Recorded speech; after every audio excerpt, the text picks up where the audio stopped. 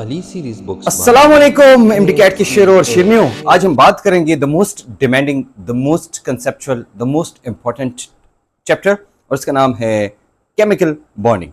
जी बिल्कुल आपकी फरमाइश पे। और एक्चुअली हम इलेक्ट्रोकेमिस्ट्री करने जा रहे थे, लेकिन आपकी डिमांड इतनी आई है केमिकल बॉन्डिंग के लिए कि मैंने कहा सबसे पहले ये करते हैं, बाद में हम करेंगे electrochemistry. Okay, so let's talk about the syllabus of chemical bonding.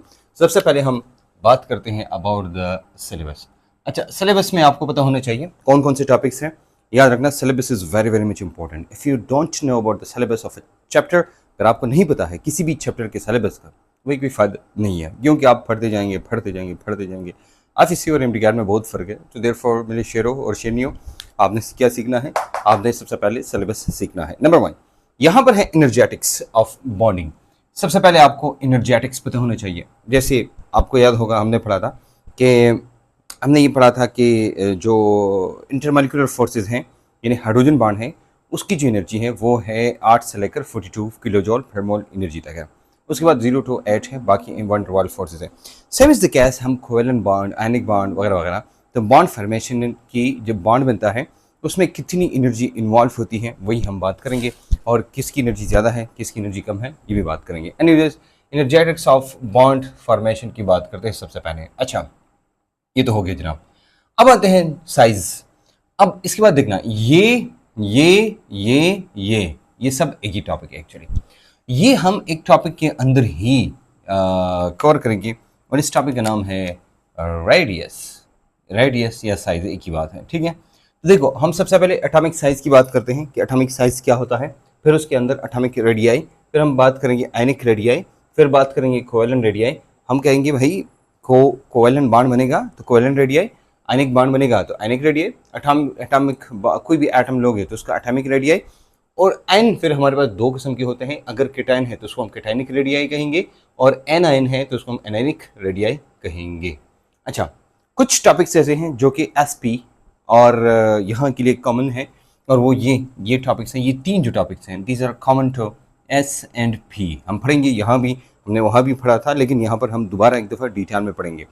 Anyways, ionization energy, electron affinity, electronegativity, ये क्या है? नंबर 1। नंबर 2, हम left to right, top to bottom periodic table में जाते हैं, ज़्यादा होती है ये प्रॉपर्टीज, ये कम होती है। उसके बाद हम ये देखते हैं बॉन्ड एनर्जी।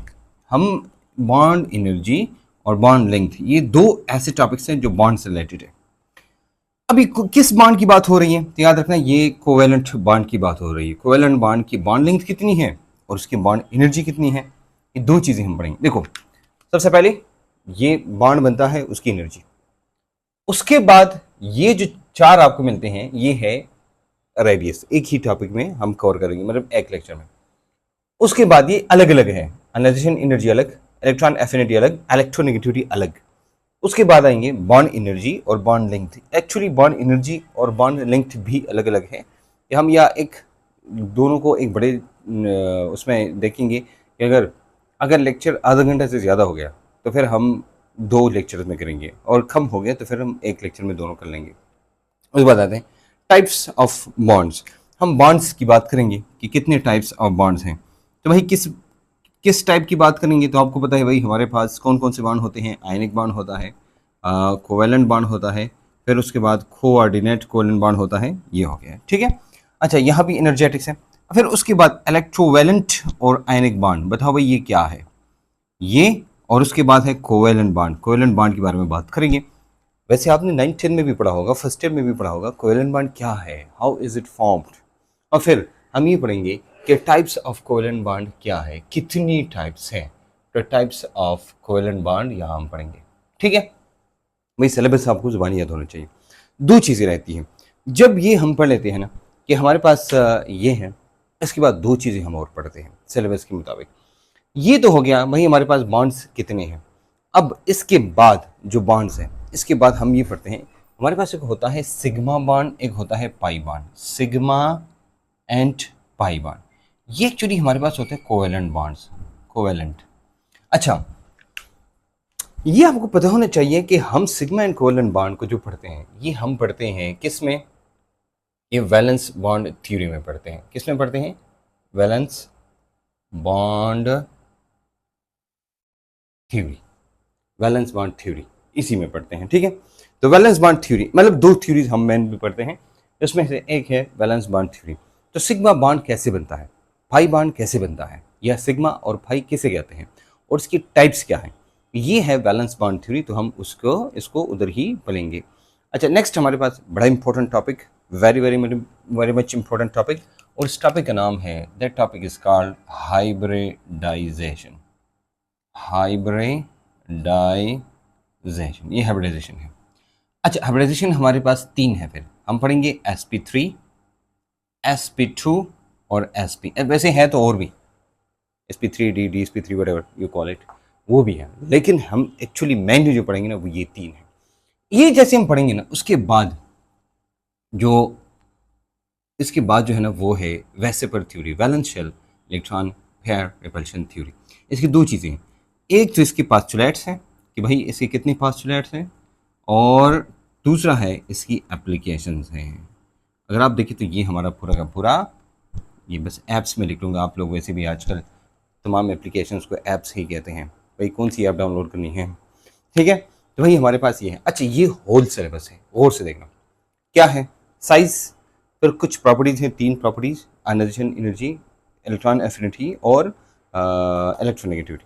उसके बाद bond linked and bond energy, bond की प्रॉपर्टीज हैं। फिर टाइप्स ऑफ बॉन्ड कौन से हैं, देखो आयनिक, कोवेलेंट, कोऑर्डिनेट कोवेलेंट, ठीक है। कोवेलेंट बॉन्ड की टाइप्स यानी सिंगल, डबल, ट्रिपल। फिर उसके बाद सिग्मा एंड पाई बॉन्ड के मतलब ये कि वैलेंस बॉन्ड थ्योरी हम पढ़ेंगे। उसके बाद क्या है, वेसेपर थ्योरी है और हाइब्रिडाइजेशन है। तो देखो हमारे पास ये सारा का सारा है, ठीक है। अब आते हैं लर्निंग आउटकम्स की तरफ। लर्निंग आउटकम्स में सबसे पहले कहते हैं भाई पढ़ो valence shell electron pair repulsion theory to describe the shape of molecule. Molecules की शेप मालूम करो with valence shell electron pair repulsion theory. फिर उसके बाद sigma and pi bond explain करो, उसकी फीचर्स बताओ। फिर उसके बाद शेप्स ऑफ सिंपल मॉलिक्यूल और यूजिंग हाइब्रिडाइजेशन। हाइब्रिडाइजेशन से हम स्ट्रक्चर कैसे मालूम करते हैं, एक वेसेपर थ्योरी से, वेसेपर थ्योरी हमें शेप के बारे में बताती है, स्ट्रक्चर के बारे में या शेप के बारे में कहते हैं हाइब्रिडाइजेशन भी बताती है। ये दो चीज़ें हम इस्तेमाल करते हैं, हाइब्रिडाइजेशन और वैलेंस शेल इलेक्ट्रॉन पेयर, ये दो हम शेप्स के लिए इस्तेमाल करते हैं। तो ये शेप मालूम करें। फिर चौथा, determine the shapes of some molecule from the number of bonded pairs and lone pair of electron around the nucleus। कि अगर आपके पास लोन पेयर ऑफ इलेक्ट्रॉन है और बॉन्ड पेयर है, ठीक है, जिसने बॉन्ड बनाया हो और ऐसे जिन्होंने बॉन्ड बनाया हो, तो उसकी हाइब्रिडेशन क्या होगी, मतलब वही बात है। ओके, आपको कहा कि बताओ, एक तो हमारे पास ये है CH4, ये है, और दूसरा है O, और दो लोन पेयर ऑफ इलेक्ट्रॉन और ये। तो यहाँ पर सिर्फ बॉन्ड बनाए हैं, यहाँ पर लोन पेयर ऑफ इलेक्ट्रॉन भी है और बॉन्ड पेयर भी है। बताओ यहाँ हाइब्रिडेशन क्या है और यहाँ हाइब्रिडेशन क्या है। इसका मतलब यही है, देखो अगर सिर्फ बॉन्ड्स है, हाइब्रिडेशन बताओ, बॉन्ड भी है, लोन पेयर भी है, फिर हाइब्रिडेशन बताओ, इसका मतलब ये है। Next, what is meant by the term ionic character of a covalent bond. Actually ये डाइपोल मोमेंट है। ये क्या है, तो ये मैं वैसे लिखूंगा कि इसके बाद जो है ना वो है डाइपोल मोमेंट। ये हम डाइपोल मोमेंट में पढ़ेंगे, डाइपोल मोमेंट, ठीक है मेरे बच्चों। ओके, फिर उसके बाद है bond energies, explain how they can be compared with bond strength. अच्छा, अब ये कहते हैं कि बॉन्ड एनर्जी और बॉन्ड लेंथ क्या है, और फिर इन दोनों का रिलेशन क्या है आपस में, वो रिलेशनशिप भी बताना है, ठीक है। एक्चुअली ये दोनों एक दूसरे के अपोजिट होते हैं, फिर हमने एक्सप्लेन करना है क्यों, कैसे। Define bond energies and explain how they can be compared. अच्छा, ये हो गया। And the last one it says define and explain term atomic radii, ionic radii, covalent radii, annihilation energy, electron affinity, electronegativity, bond energy, bonding। ये definition है। अच्छा, covalent bond, electron coordinate covalent bond और metallic bond, इन bonds की क्या करनी है, ये definition करनी है। anyways, मेरे ख्याल में आप सिलेबस को देखेंगे, इतना मुश्किल भी नहीं है जितना कि आप सोच रहे थे।